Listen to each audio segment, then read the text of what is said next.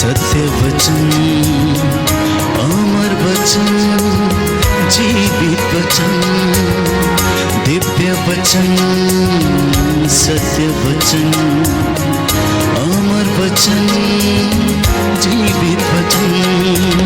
साई दा बामा बनी दा बामा बगरे सा निरे सा निरे सा निरे सा निरे सा। दिव्य वचन, सत्य वचन, अमर वचन, जीवित वचन, दिव्य वचन, दिव्य वचन।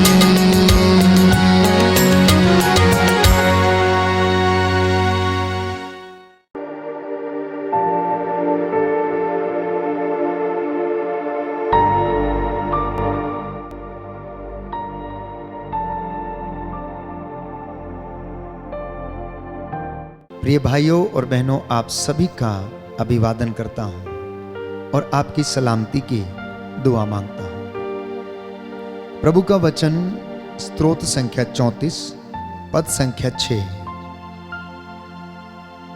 स्तोत्रकार कहता है कि प्रभु की ओर अपनी दृष्टि लगाओ और आनंदित हो जाओ। प्रभु की ओर अपनी दृष्टि लगाओ और आनंदित हो जाओ, तुम फिर कभी निराश नहीं होंगे। हम अपने आप से पूछें कि हमारी दृष्टि कहां लगी हुई है?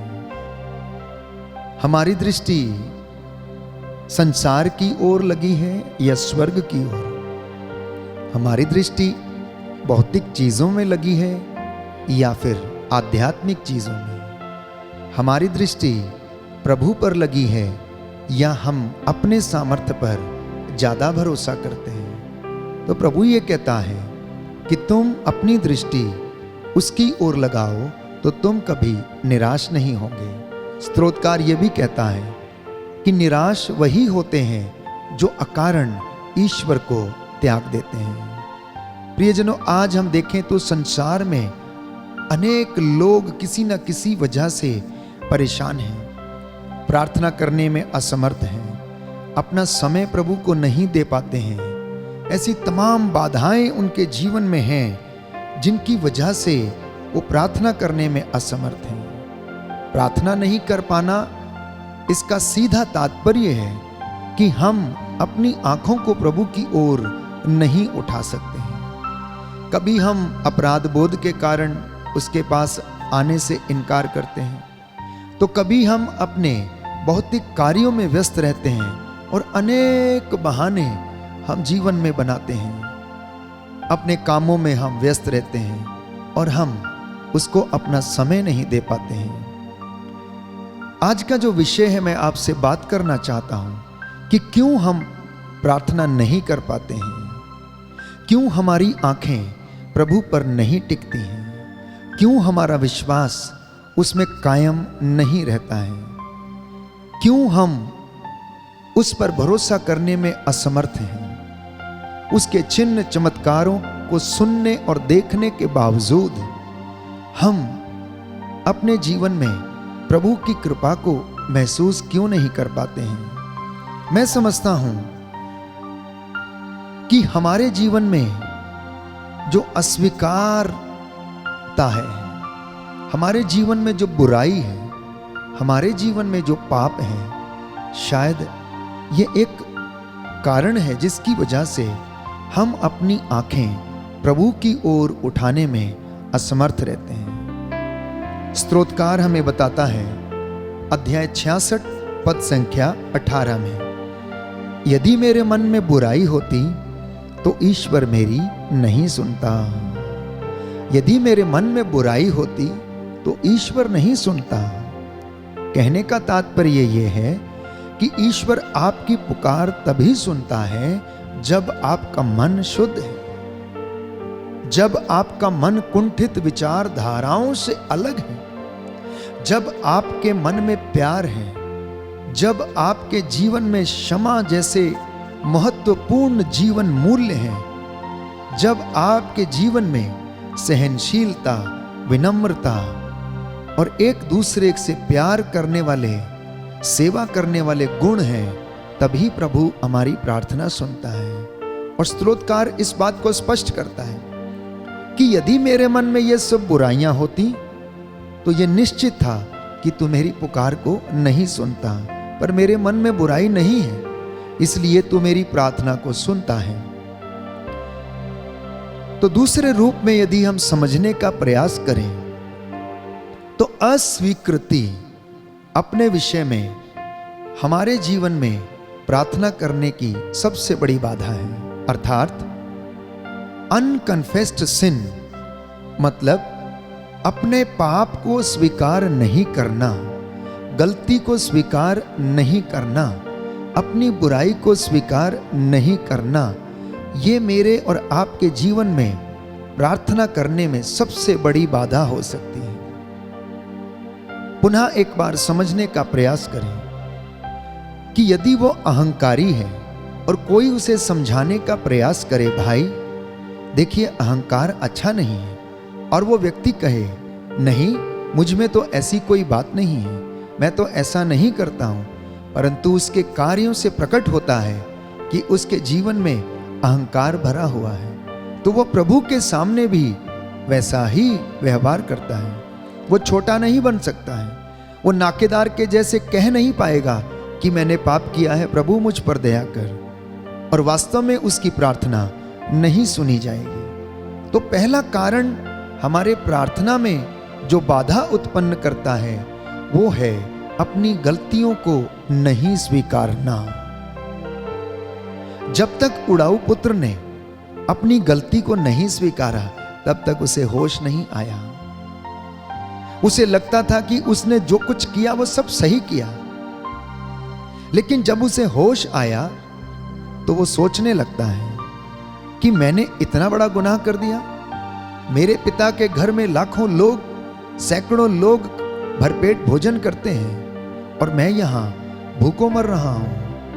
मैं उठूंगा, मैं जाऊंगा, मैं पिताजी से कहूंगा, पिताजी मैंने आपके और स्वर्ग के विरुद्ध पाप किया है, मुझे अपने नौकरों में से एक रख लीजिए। ये उसके जीवन की आशीषों की शुरुआत थी कि जब उसने अपनी गलती को स्वीकार किया, अपने पाप को उसने स्वीकार किया, प्रभु के सामने छोटा बन गया, तो ईश्वर ने उसे आशीषित करना शुरू किया। कैसी आशीष? पिता उसका इंतजार कर रहा था, वो अपने हाथों को फैला के अपने बेटे का जो खो गया था उसे दूर चला गया है इंतजार कर रहा था। जैसे ही उसे देखता है उसे गले से लगाता है, नौकरों से कहता है इसके पैरों में चप्पल पहनाओ, इसकी अंगुली में अंगूठी पहनाओ। मेरा ये बेटा जो खो गया था, मेरा ये बेटा जो मर गया था, मुझे जीवित मिल गया है और मैंने इसे पुनः प्राप्त कर लिया है। तो आशीष की शुरुआत कहां से शुरू हुई? पापों की, गुनाहों की, गलतियों की स्वीकृति के बाद, अपनी बुराई को स्वीकार करने के बाद कि हां मैंने ये गुनाह किया है। दूसरी सबसे बड़ी बाधा हमारे जीवन में जो प्रार्थना करने में आती है प्यारे भाइयों और बहनों, वो ये है विश्वास की कमी। अनेक लोग वचन सुनते हैं और वचन सुनने के बाद प्रभावित होते हैं, लेकिन प्रभु पर भरोसा करने में असमर्थ रहते हैं, प्रभु पर विश्वास करने में असमर्थ रहते हैं। कितने लोग मेरे संपर्क में आते हैं, मेरे पिछले कई वर्षों के जीवन में सेवकाई करते समय मैंने कई लोगों को विश्वास में कमजोर होते हुए देखा। कैसे? वे चर्च भी आते हैं, प्रभु का वचन भी सुनते हैं, पवित्र संस्कार भी ग्रहण करते हैं, लेकिन वहीं दूसरी ओर जब विषम परिस्थिति परिवार में उत्पन्न हो जाती है तो वो धागे ताबीजों के चक्कर में भी पड़ जाते हैं। उनका विश्वास कमजोर है। जब ऐसी बातों को वे अख्तियार कर लेते हैं तो आप समझ लीजिए कि उनका विश्वास कमजोर है। वचन में हम पढ़ते न्यायकर्ताओं का ग्रंथ अध्याय 6 पद संख्या 36।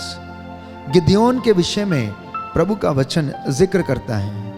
गिदयोन ने ईश्वर को 2 बार परखा। उसने शक किया उसने शक किया कि वास्तव में प्रभु ये कार्य कर सकता है या नहीं।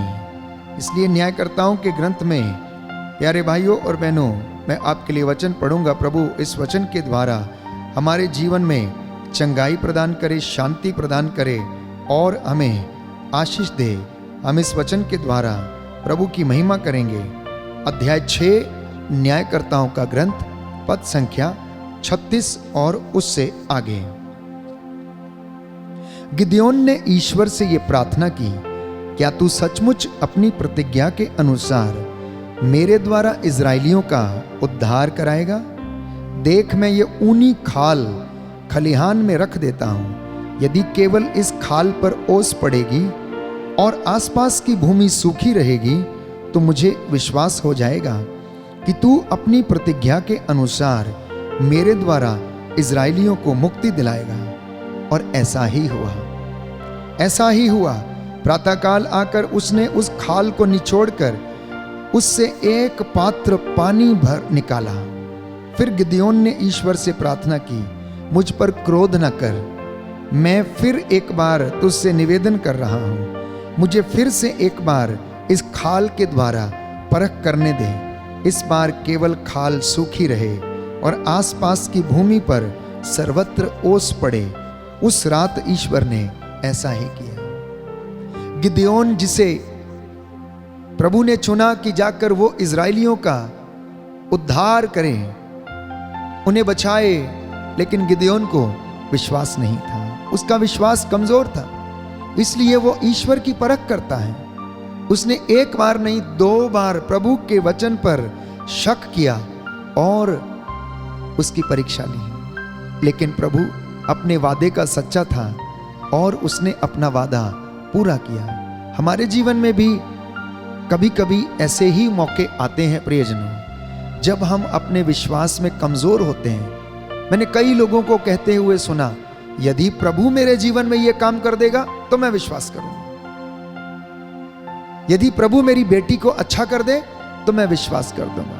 मैं आपको बताना चाहता हूं कि ये व्यक्ति, इनके सामने भले मुर्दा भी जीवित हो जाए तो ये विश्वास नहीं करेंगे, क्योंकि प्रभु का वचन हमें बताता है, जब अमीर और कंगाल लाजरुस मर गए तो कंगाल लाजरुस इब्राहिम की गोद में बैठा था और अमीर व्यक्ति नरक की आग में यंत्रणा सह रहा था। तो जब अमीर व्यक्ति ने आग्रह किया कि ओ पिता इब्राहिम, मेरे और भी भाई हैं, आप यहां से किसी को भेजिए ताकि वो उन्हें जाए और चेतावनी दे, ताकि वो मेरी तरह गलती करके इस यंत्रणा की आग में ना आए। तो इब्राहिम ने कहा, उनके पास वचन है, संहिता है, वो उसको सुने, उसको पढ़े और उसका पालन करें।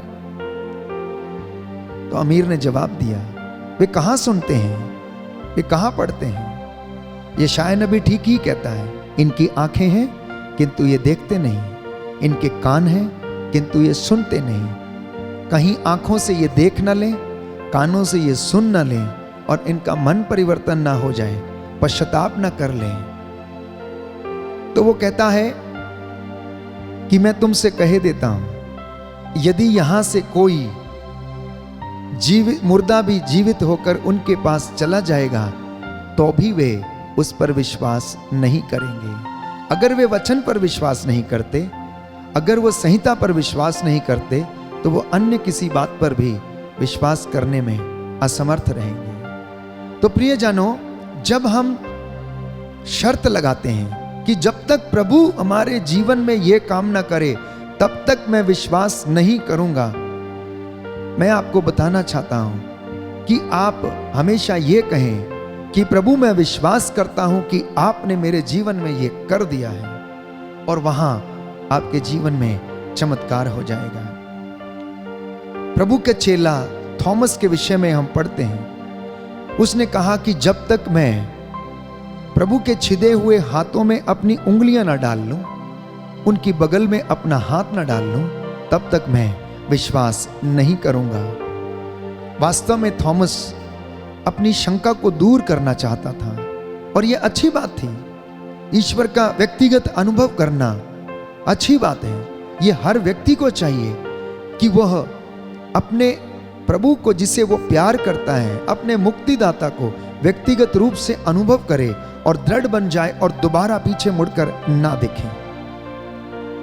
प्रभु ने उससे कहा, यूहन्ना के सुसमाचार अध्याय 20 पद संख्या 24 से 29 में हम पढ़ते हैं, थॉमस आओ और देखो, ये मेरे हाथ हैं, इनमें अपनी उंगलियों को डालो, ये मेरी बगल है, इसमें अपना हाथ डालो और विश्वासी बनो, अविश्वासी नहीं। तीसरी बाधा हमारे प्रार्थना में जो अड़चन उत्पन्न करती है, प्यारे भाइयों और बहनों, डिसओबीडियंस अर्थात आज्ञा पालन नहीं करना, आज्ञा का उल्लंघन करना, यह सबसे बड़ी बाधा हमारे प्रार्थना में है, जिसकी वजह से हम प्रार्थना नहीं कर पाते हैं। जब तक आदम ने और हेवा ने आज्ञा का उल्लंघन नहीं किया था, तब तक वह ईश्वर की संगति में थे, ईश्वर की आज्ञाओं को मानते रहे, रोज सुनते रहे, मिलते रहे, बातचीत करते रहे, परामर्श करते रहे, उसके साथ हाथ में हाथ डालकर अदन वाटिका में टहलते रहे। लेकिन जिस दिन आज्ञा का उल्लंघन कर दिया, उस दिन उन्होंने जाकर अपने आप को क्या कर लिया? छिपा लिया। आदम ने अपने आप को पत्तों में छिपा लिया। उस दिन से वो प्रभु के सामने प्रत्यक्ष रूप से आ नहीं पा रहा था। उसे एक आत्मग्लानि महसूस हो रही थी कि उसने क्या कर डाला है, और उन्होंने आज्ञा नहीं मानी और ईश्वर की आशीष से वो वंचित हो गए। नबी योनस के ग्रंथ में हम पढ़ते हैं अध्याय 1 पद संख्या 2 से 3 में कि योना ने आज्ञा नहीं मानी और उसने निनवे जाने की बजाय तारशीश का टिकट ले लिया और उल्टी दिशा में यात्रा करने लगा। निर्गमन ग्रंथ अध्याय 5 पद संख्या 2 में हम पढ़ते हैं कि फिरौन ने कहा, कौन सा वो ईश्वर है, मैं किसी को नहीं जानता हूं। जब मूसा ईश्वर की ओर से फिरौन के सामने आकर खड़ा हुआ और ईश्वर की ओर से कहने लगा, ओ राजा, तू इजराइलियों को जाने दे, ईश्वर की चुनी हुई प्रजा को तू जाने दे। लेकिन उसने इनकार किया कि मैं किसी ईश्वर को नहीं जानता हूं। कौन है वो ईश्वर? मैं किसी को नहीं जानता हूं। प्यारे भाइयों और बहनों, और उसकी आज्ञा नहीं मानने का नतीजा ये था कि उसने अपने जीवन में इतनी विपत्तियां देखी, उसका हृदय कठोर हो चला था, वो बहुत ज्यादा कठोर हो गया था। लेकिन प्रभु ने अपनी प्रजा को उसकी गुलामी से आजाद कराया। चौथी बात हमारी प्रार्थना में जो बाधा उत्पन्न करती है, वो है प्यारे भाइयों और बहनों, पारदर्शिता की कमी, ट्रांसपेरेंसी की कमी। हम ना केवल मनुष्यों के सामने अपनी गलतियों को छिपाते हैं, परंतु ईश्वर के सामने भी हम अपनी गलतियों को छिपाते हैं। हम उसके सामने आकर अपनी कमजोरियों को व्यक्त नहीं कर पाते हैं। याकूब का पत्र अध्याय 5 पद संख्या 16 में प्रभु का वचन बड़ी सुंदर तरीके से हमें बताता है कि हम एक दूसरे के सामने अपने पापों को स्वीकार करें। दाऊद कहता है, स्तोत्र संख्या 50-51 में लिखता है, दाऊद स्तोत्र संख्या 51 में लिखता है कि मैंने तेरे सामने अपना अपराध नहीं छिपाया और तूने मुझ पर दया की। मैं तो माता के गर्भ से, अपने जन्म से अपराधी और पापी हूं, तू मुझ पर दया कर। तू हृदय की सच्चाई से प्रसन्न होता है, तुझे होम और यज्ञ पसंद नहीं, परंतु दीनहीन पश्चातापी हृदय तुझे पसंद है। तो हमारे जीवन में जब हम प्रभु के सामने आते हैं, तो एक ऐसा रिश्ता प्रभु से स्थापित करने की आवश्यकता है जो कि पारदर्शी हो, ट्रांसपेरेंट हो। जब भी हम वेदी के सामने उपस्थित हों, जब हम प्रभु की ओर देखें, तो प्यारे भाइयों और बहनों, हम अपने जीवन की उन गलतियों और कमजोरियों को देखते हुए क्षमा की याचना मांगे। पांचवी बात, हमारी प्रार्थना में जो बाधा उत्पन्न करती है, प्यारे भाइयों और बहनों, हम अपने भाई को या बहन को या अपने मित्र को क्षमा नहीं कर पाते हैं। और जब आप क्षमा करने में असमर्थ रहते हैं, तब हम प्रार्थना नहीं कर सकते हैं, क्योंकि वो बात हमेशा हमारे जीवन में मन में गूंजती रहती है। पुरानी बातें को लेकर हम जीते हैं, हम अतीत के गुलाम बन जाते हैं और वो हमें जीने नहीं देता है, प्रार्थना नहीं करने देता है, अच्छे काम नहीं करने देता है, सेवा के काम नहीं करने देता है। सातवीं बात, प्यारे भाइयों और बहनों, वचन हमें बताता है कि अगर हम प्रार्थना नहीं कर पाते हैं तो क्यों नहीं कर पाते हैं। याकूब का पत्र अध्याय 4 पद संख्या 2 और 3। आप अपनी लालसा पूरी नहीं कर पाते और इसलिए हत्या करते हैं। आप जिस चीज के लिए ईर्ष्या करते हैं उसे नहीं पाते और इसलिए लड़ते झगड़ते हैं। आप प्रार्थना नहीं करते, इसलिए आप लोगों के पास कुछ भी नहीं है। जब आप मांगते भी हैं तो इसलिए नहीं पाते कि अच्छी तरह प्रार्थना नहीं करते। आप अपनी वासनाओं की तृप्ति के लिए धन की प्रार्थना करते हैं, इसलिए वो प्रार्थना सुनी नहीं जाती। हमारा स्वार्थ, हमारी अपेक्षाएं हमारी प्रार्थना में बाधा उत्पन्न करती हैं और यही कारण है कि हम प्रार्थना नहीं कर पाते हैं। तो प्रभु आगे कहता है, ओ कपटी और बेईमान लोगों, क्या आप यह नहीं जानते? ओ कपटी और बेईमान लोगों, क्या आप यह नहीं जानते कि संसार से मित्रता रखने का अर्थ है ईश्वर से बैर करना। जो संसार का मित्र होना चाहता है वह ईश्वर का शत्रु बन जाता है। आठवीं बात, हमारे जीवन में हमें जो प्रार्थना करने नहीं देती है, याकूब के पत्र में हम पढ़ते हैं अध्याय 4 पद संख्या 3 में कि हम अपने फायदे के लिए प्रार्थना करते हैं और यही कारण है कि हमारी प्रार्थना कबूल नहीं होती। नौवीं बात, हम देव मूर्तियों की स्थापना करते और उनके पीछे दौड़ते हैं, इसलिए वो हमारी प्रार्थना में बाधा उत्पन्न करती हैं। वचन हमें बताता है, प्यारे भाइयों और बहनों, कि अगर तुम सच्चाई से और हृदय की सच्चाई से, मन की सच्चाई से प्रार्थना करते, आराधना करते हैं, तो पिता ऐसे लोगों को पसंद करता है।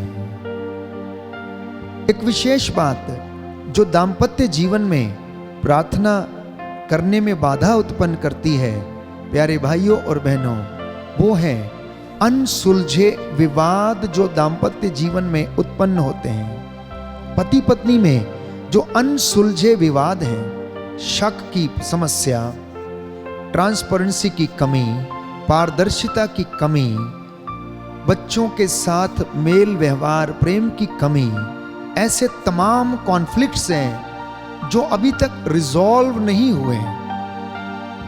ये प्रार्थना करने में बाधा उत्पन्न करते हैं। मान लीजिए कि घर में पति पत्नी में यदि मनमुटाव है, यदि झगड़ा है, तो क्या वो पवित्र परिवार प्रार्थना कर सकता है?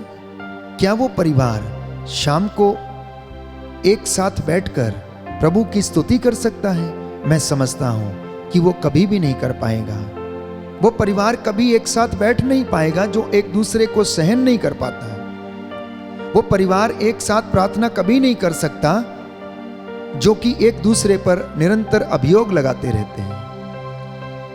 उन परिवारों में शांति कभी नहीं रहती जो परिवार में एक साथ प्रार्थना नहीं करते हैं। इसलिए प्रियजनों, अगर सच्चे हृदय से आप प्रार्थना करना चाहते हैं और अपने जीवन से इन बाधाओं को दूर करना चाहते हैं, तो हमें प्रभु पर विश्वास करते हुए, वचन पर भरोसा करते हुए हमें ईश्वर की आशीष की आवश्यकता है। जब आप प्रार्थना करते हैं तो आपके जीवन में कृपा का जो लेवल है वो नित्य प्रतिदिन बढ़ने लगता है। इसलिए प्रार्थना करने वाला घर और प्रार्थना नहीं करने वाला घर, आप इन दोनों में अंतर देख सकते हैं। जिस घर में प्रार्थना होती है उस घर में विवाद भले होंगे लेकिन वो तुरंत सुलझ जाते हैं, क्योंकि प्रार्थना के कारण वो एक दूसरे को क्षमा करने के लिए, सॉरी बोलने के लिए तैयार रहते हैं। वो झुकने के लिए तैयार रहते हैं, विनम्र बनने के लिए तैयार रहते हैं, एक दूसरे को सहन करने के लिए तैयार रहते हैं। तो इसलिए आइए हम प्रार्थना करें कि प्रभु हमारे परिवारों में हमें आशीष प्रदान करे और हमें इन बाधाओं को दूर करने की शक्ति प्रदान करे। मैं आपके लिए प्रार्थना करूंगा, प्रभु आपको आशीष दे।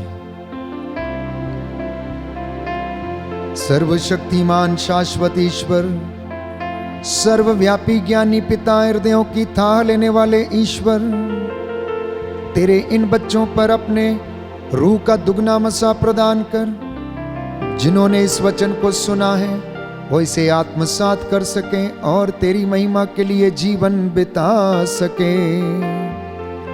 हे प्रभु यीशु, इनके जीवन से ये सारी बाधाओं को दूर कर दे, जिससे कि ये लोग तेरे वचन का पालन करते हुए तेरी महिमा के लिए जीवन बिता सके। परिवारों में मनमुटाव समाप्त हो जाए और प्रभु यीशु इनके जीवन में उन्नति आए, इनके बच्चे उन्नति की राह पर चलते जाएं। हे प्रभु यीशु, तेरा भय इनके अंदर हमेशा छाया रहे। इनकी प्रार्थनाओं को सुन और कबूल कर।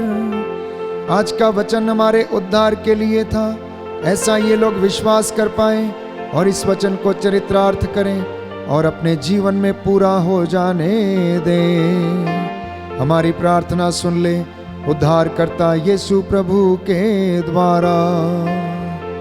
आमीन।